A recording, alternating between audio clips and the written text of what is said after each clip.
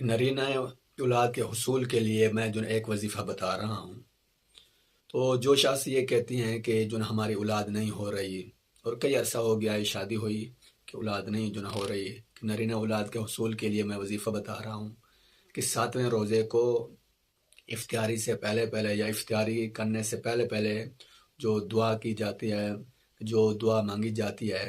کہ 7ویں روزے کے افطاری کے وقت جو انسان یہ وظیفہ پڑھے گا، وظیفہ پڑھ کے دعا کرے گا، تو انشاءاللہ اللہ پاک ان کو کہ ضرور جو ہے نا کہ نرینہ اولاد عطا فرمائیں گے۔ اگر کسی شخص کے ہاں بیٹا نہ ہوتا ہو یا بیٹی نہ ہوتی ہو، تو وہ یہ جو ہے اسے مبارک یا اولو یا اولو یا اولو 7ویں روزے کے جو نا افطاری کے وقت یہ 200 مرتبہ پڑھیں، اور 200 مرتبہ پڑھ کے افطاری کے وقت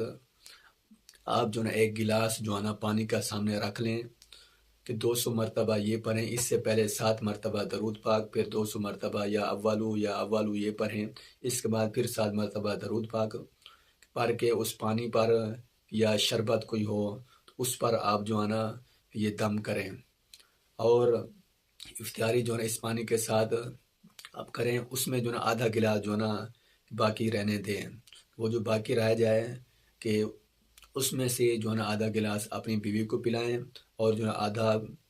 گلاس خود جو ہے نا وہ پئیں۔ انشاءاللہ اللہ پاک کے کرم سے ضرور مراد پوری ہوگی، اور اس کے ہاں نیک جو ہے نا بیٹا جو ہے نا پیدا ہوگا۔